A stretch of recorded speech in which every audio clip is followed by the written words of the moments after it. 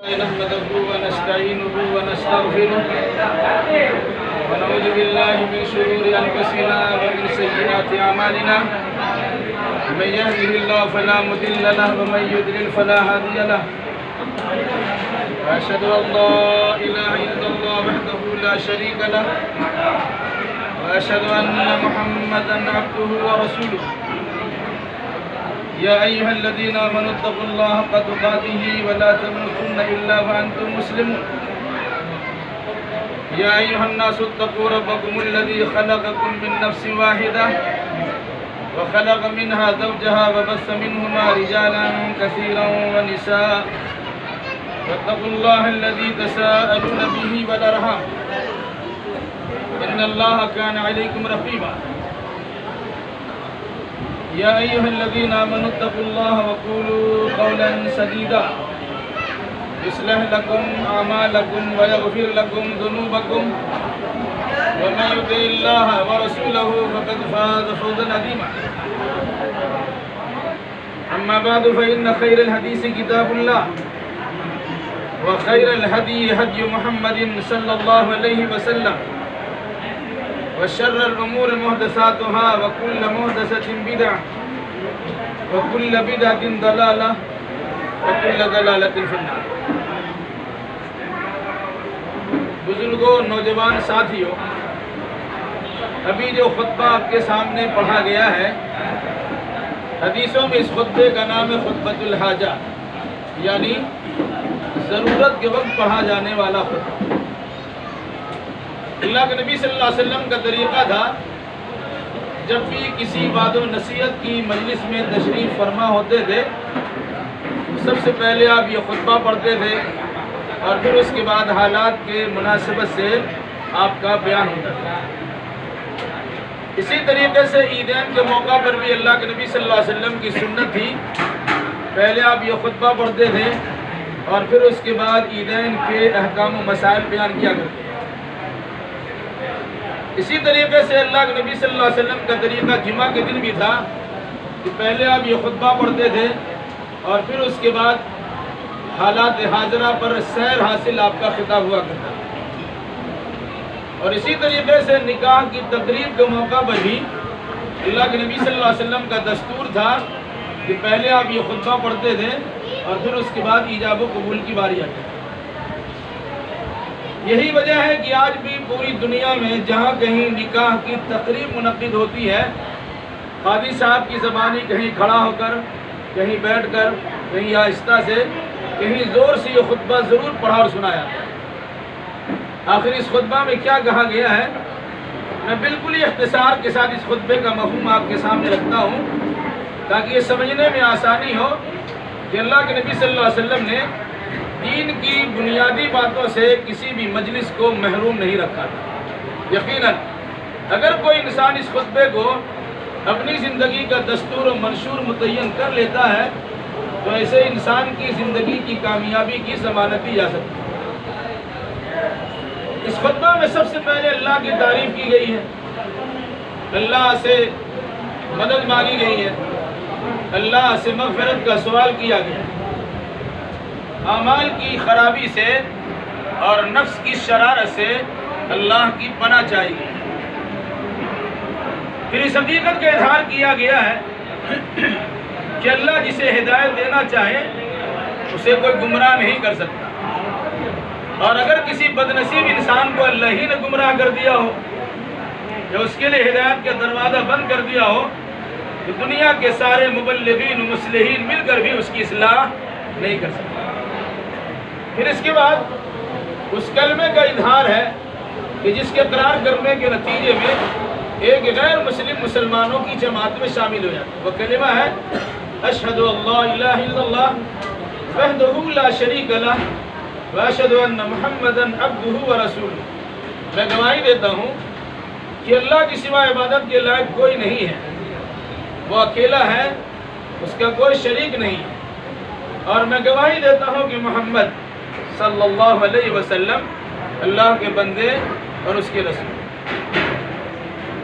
اس کے بعد قرآن مقدس کی مختلف 3 جگہوں سے 4 آیات کریمہ کی تلاوت ہوتی ہے. سب سے پہلے سورہ آل عمران کی ایک آیت پڑھی جاتی جس میں اللہ تبارک و تعالیٰ نے بطور خاص ایمان کے دعوے داروں کو مخاطب کرتے ہوئے اللہ سے اتنا ڈرنے کا حکم دیا ہے جتنا اللہ سے ڈرنے کا حق ہے، اور کوئی انسان اللہ سے ڈرنے کا حق اس وقت تک ادا نہیں کر سکتا ہے جب تک کہ اس کی پوری زندگی اسلام کے سانچے میں ڈھلی ہوئی نہ ہو۔ اس مناسبت سے کہا گیا وَلَا تَمُوتُنَّ إِلَّا وَأَنْتُم مُسْلِمُونَ، یاد رکھنا جب کبھی اور جہاں کہیں تمہاری موت واقع ہو تو مسلمان ہونے کی حالت میں موت واقع۔ دوسری آیت کریمہ پڑھی گئی جو سورہ نساء کی پہلی آیت ہے، جس میں اللہ تبارک و تعالیٰ نے دنیا کے سارے انسانوں کو مخاطب کرتے ہوئے اللہ سے ڈرنے کا حکم دیا ہے اور رشتہ داری کو یاد دلایا کہ دنیا میں انسان آیا کیسے۔ اللہ نے ایک جان کو پیدا کیا، یعنی حضرت آدم علیہ السلام کو بنایا، اسی سے ان کا جوڑا پیدا کیا، یعنی حضرت حوا کو حضرت آدم کے بائیں پسلی سے نکال دیا، پھر ان دونوں کے میل ملاپ سے انسانی آبادی عورت و مرد پر مشتمل دنیا میں پھیلا دیا۔ کہا اللہ سے ڈرتے رہنا اور رشتہ داری کا خاص خیال کرنا، اگر اس سلسلے میں کسی قسم کی کوتاہی کرو گے تو جان لو اللہ تمہاری ساری حرکتوں پہ کڑی نگاہ رکھے ہوئے ہے۔ تیسری اور چوتھی آیت کریمہ پڑھی گئی جو سورہ احزاب کی آیتیں ہیں، اس میں اللہ تبارک و تعالیٰ نے اہل ایمان کو مخاطب کرتے ہوئے اللہ سے ڈرنے کا حکم دیا ہے اور ساتھ ساتھ تاکید کی ہے کہ جب بھی بولو تو بالکل سچی پکی اور باوزن بات بولا ہے۔ پھر اس کا فائدہ بتلا گیا، اللہ تمہارے عملوں کو سدھار دے گا، تمہارے گناہوں کو بخش دے گا، اور پھر فرمایا جو انسان صرف اللہ کی عبادت کرتا ہے اور اللہ کی عبادت محمد الرسول اللہ صلی اللہ علیہ وسلم کے طریقے کے مطابق بجا لاتا ہے فقد فاز فوزا عظیما، وہی انسان بڑی کامیابی حاصل کر سکتا ہے۔ اس کے بعد خطبہ کا بالکل اخیر حصہ ہے، ما بعد۔ تمام باتوں میں سب سے بہترین بات کتاب اللہ یعنی قرآن مقدس کی بات ہے۔ تمام طریقوں میں سب سے بہترین طریقہ محمد الرسول اللہ صلی اللہ علیہ وسلم کا طریقہ، جس کا نام حدیث اور سنت ہے۔ تمام چیزوں میں سب سے بدترین چیز دین میں اپنی جانب سے کسی نئی چیز کی ایجاد و شروعات ہے، جنہیں شریعت کی اصطلاح میں بدعت کہا جاتا۔ وَكُلُّ بِدْعَةٍ ضَلَالَةٍ وَكُلُّ ضَلَالَةٍ فِي النَّارِ، ہر بدعت گمراہی ہوتی ہے اور گمراہی کا انجام جہنم کے سوا کچھ نہیں۔ یہ ہے خطبہ مسنونہ جو عام طور سے نکاح کے موقع پہ پڑھا جاتا ہے۔ بس 1.5 منٹ آپ کا اور لیں۔ جن آیات کو خطبہ مسنونہ میں شامل کیا گیا ہے ان آیتوں میں بطور خاص اللہ سے ڈرنے کا حکم۔ علماء اس کی حکمت یہ بتلاتے ہیں کہ انسان کو جب ٹھیس لگتا ہے، معمولی سی تکلیف پہنچتی ہے، اللہ کی رٹ لگاتا ہے، لیکن جب اسے خوشی حاصل ہوتی ہے تو بھولے نہیں سکتا۔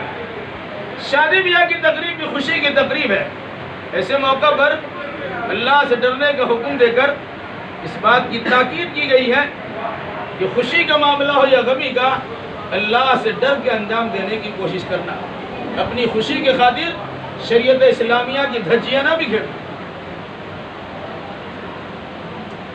اس کے ساتھ ساتھ جہاں نئی زندگی کی شروعات ہو رہی ہے وہی اللہ تبارک و تعالیٰ نے موت بھی یاد دلائی۔ علاوہ ازیں بطور خاص اس بات کی تاکید کی گئی جب بھی بولو تو بالکل سچی پکی بات بولا کرو۔ اب سنتے ہیں دلہا سے پوچھا جاتا ہے فلاں بچی کا نکاح فلاں گواہ کی موجودگی میں اتنے مہر کے بعد آپ سے کیا گیا، آپ نے قبول کیا؟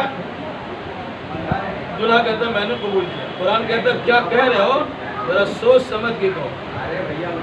جب تم کہو گے میں نے قبول کیا، اس کا مطلب یہ ہوگا جو کھاؤ گے وہی کھلانا ہوگا، جو پہنتے ہو اسی اسٹینڈرڈ کا پہنانا ہوگا، جہاں رہتے ہو اپنی سہولت کے مطابق وہیں رکھنا پڑے گا، اس کے دکھ درد میں تم کو شامل ہونا ہوگا، اس کی خوشی میں تمہاری شرکت ضروری ہے۔ ان ساری ذمہ داریوں کو نبھانے کے لیے تیار ہو تو مجمع میں سب کے سامنے کو میں نے قبول کیا۔ اور اگر اس قبولیت کے بعد میں اگر کسی اعتبار سے نقص واقع ہوا، کمی واقع ہو گئی، توجہ نہیں دی ہے، تو اللہ پہلے یاد دلا چکا ہے ان اللہ کان علیکم رقیبا، اللہ تمہاری ساری حرکتوں پہ بڑی نگاہ رکھے گا۔ اس سے پہلے اللہ یاد دلا چکا ہے کہ مرنا ضرور ہے اور مرنے کے بعد تو میرے ہی پاس آؤ۔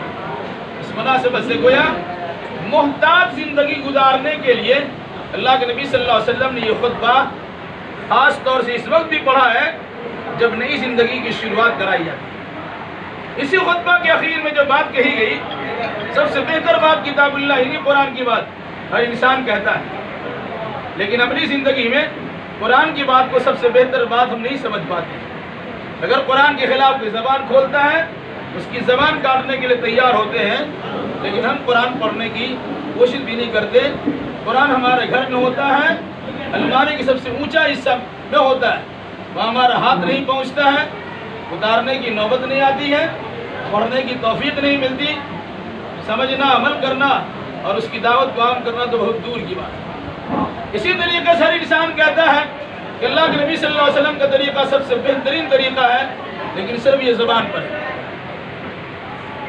بہترین طریقہ اللہ کے نبی صلی اللہ علیہ وسلم کا ہے، اس میں کوئی شک و شبہ نہیں ہے، لیکن اس بہترین طریقہ کو چھوڑ کر مختلف قسم کے رسم و رواج کی پابندی مجا لاتے ہیں اور بہترین طریقہ کو ہم چھوڑ دیتے ہیں۔ ایسا لگتا ہے کہ جب اللہ کے رسول صلی اللہ علیہ وسلم سے محبت کی بات ہوتی ہے تو انسان جھوم اٹھتا ہے، اور جب ان کی سنت پر عمل کرنے کی باری آتی ہے تو انسان گھوم جاتا ہے۔ بالکل اخیر میں بات کہی گئی، سب سے بدترین چیز دین میں اپنی جانب سے نئی چیز کی ایجاد ہے۔ میرے بھائیوں، میں بڑی ضمانت کے ساتھ کہہ سکتا ہوں کہ نکاح کے موقع پر یہی نکاح کا خطبہ ایک سنت عمل رہ گیا ہے، باقی سارے لوازمات ہیں جس کا شریعت اسلامیہ سے دور دور کا بھی واسطہ ہے۔ مگر افسوس یہ ہے کہ ان ساری چیزوں پر خصوصی توجہ دی جاتی جن کا شریعت سے کوئی تعلق نہیں ہے، اور جس کا خاص تعلق ہے اس پر دھیان بھی نہیں دیا ہے۔